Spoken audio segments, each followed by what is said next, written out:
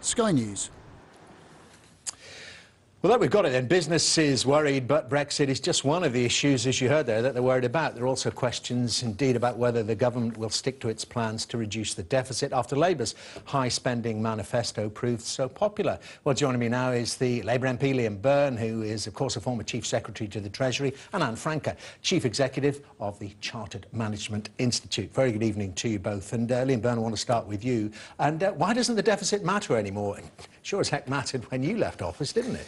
Well, it does matter, but what you've seen is the government now watch its plan fall apart, and that is because they threw Labour's balanced deficit reduction plan out and tried to close the whole deficit, almost the whole deficit, with spending cuts. Now, to close a deficit, you need a mixture of economic growth, some pragmatic tax rises, and some sensible savings. George Osborne tried to do the whole thing through cuts. That fell over. It's now produced an economy that isn't working. Labour's manifesto went on a massive splurge. You know, there's overspending a little bit, and there's billions upon billions. The key difference was that actually we proposed, yes, to increase public spending by 6%, but we proposed to fund it with some tax rises on the luckiest, those who have done well since 2010, big companies and very wealthy individuals. OK, and Francke, how worried are business about the deficit, especially as we may be heading, who knows, into a downturn? The British economy is not in good shape to withstand a downturn, is it? Well, that's very true, Dermot. The interesting thing is that we know from our surveys that members were worried before the election. Actually, most managers felt that the election would add additional uncertainty to British business, make it harder for them to take the decisions they need and have a negative impact on the economy. And indeed, that's exactly what we're seeing now. But does Brexit loom as the number one source of uncertainty? Well, Brexit loomed as the number one source of uncertainty. In fact, 4 out of 5 managers and leaders did not want a hard Brexit. They wanted access. They didn't want any Brexit, did No, they? well, they wanted access to the single market. They want to be able to hire the workers and skills that they need. They want the government to invest in the skills they need for the future and indeed to invest. So what do you make of it, Liam Byrne? I mean, the politics of it all is still swirling round, of course, with a wounded Prime Minister, no Brexit strategy, it seems, from that government. Has Labour got a better offer? Because it was unclear in your manifesto what exactly you wanted. I think it was pretty clear, actually, and actually what the public voted for is a plan to actually build a different kind of Britain after Brexit. The Prime Minister miscalculated. She thought it was a continuity election where she could just talk about negotiations and Brexit. Actually, for most voters that I met on the doorstep, that's done. The Brexit decision's taken. What they wanted to know is how are we going to build a Britain that's going to succeed and flourish standing on its own 2 feet. And that's why we said, you need some investment in the economy, you need some investment in skills, and you've got to save some public services. And can we read into a hung parliament when it comes to these Brexit negotiations? In effect, the public are saying, well, we want you all to get your heads together. I agree with that. Right. That's exactly right. This is something that will shape Britain for the next 30 years. So it's too important to be left to a coterie of individuals. It should be an inclusive process across parties. It should involve business people. It should involve people from the NHS.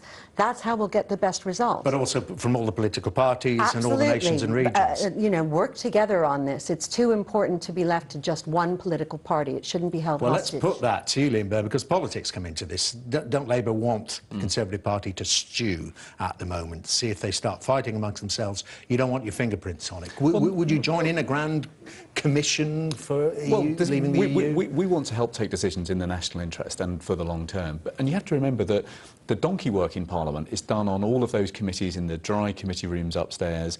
The government no longer has a majority on those committees, and so I hope that is going to force the government to be sensible and to come in line with what we proposed in the manifesto, which was to try and retain the benefits of the single market. Just on the politics of it, though, union. there's no doubt, I think we can all agree on this, not being party political, that Sir Keir Starmer has a considerable brain and considerable legal experience. We all know that, and he would probably therefore be a vast asset in any negotiations. But politically, Labour can't get involved with the Conservatives. He can't sit beside David Davis, can he?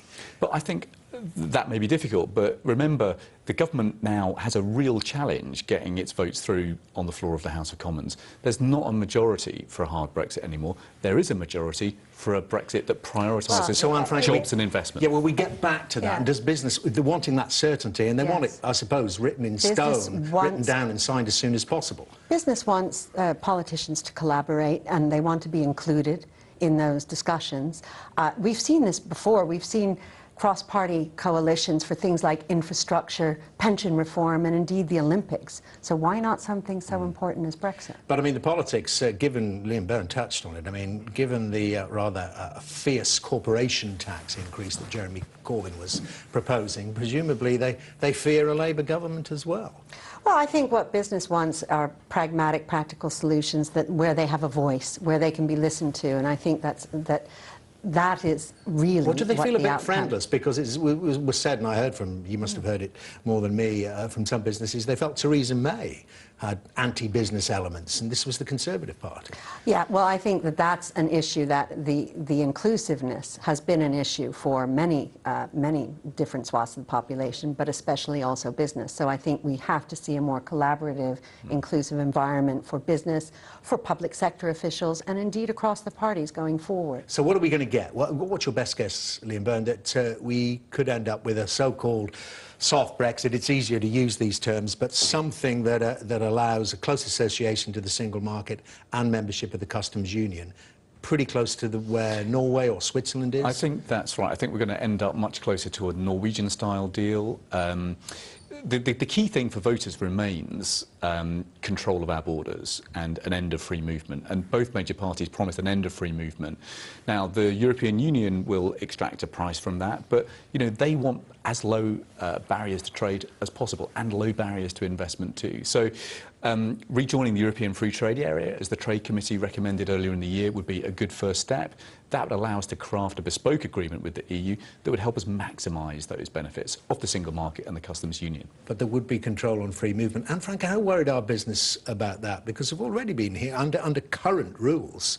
Businesses saying, particularly I've been reading about the tech sector, were saying, internationally we're not allowed to get these young brains, or the students that come and study here, they aren't allowed to stay. The second highest priority from our survey showed they're very keen to guarantee the rights of the existing EU citizens in this country, and they want continued access to the skills they need to grow. And that is across the board. And do you think it's already affecting investment decisions that we might not even know about? Because all it takes is the chief executive of one company who's thinking of setting up a subsidiary in the UK saying, well, I don't think I'll get my family in there, and then if I leave the job, they'll throw me out, and we're not going there. Unfortunately, what this threw up is a lot of big companies started to plan B. Oh, well, we've got Brexit, what's plan B? And now, having looked at plan B, some of them are thinking, oh, it's not so bad, maybe that should be plan A. And that means they might move jobs and businesses outside of the UK. And I just want to ask Liam Byrne the pure politics question. Do you reckon you can get Jeremy Corbyn into number 10? I think anything is now possible. We gained seats. The plan that we put on the table, I think, commanded a lot of popular support because it was a radical and bold plan that would actually deliver another general election to do. Do you think you can force one? Yeah, but it's not clear whether the government is able to get a budget through. They don't have a Brexit plan and they don't have any domestic policy. That's not a good place for a Conservative Party to be. Liam Byrne and Francke, very good to get your thoughts. Thank you both very much indeed. And you're watching Sky News Tonight. Coming up next, the boss of Qatar Airways calls on the United Nations to declare measures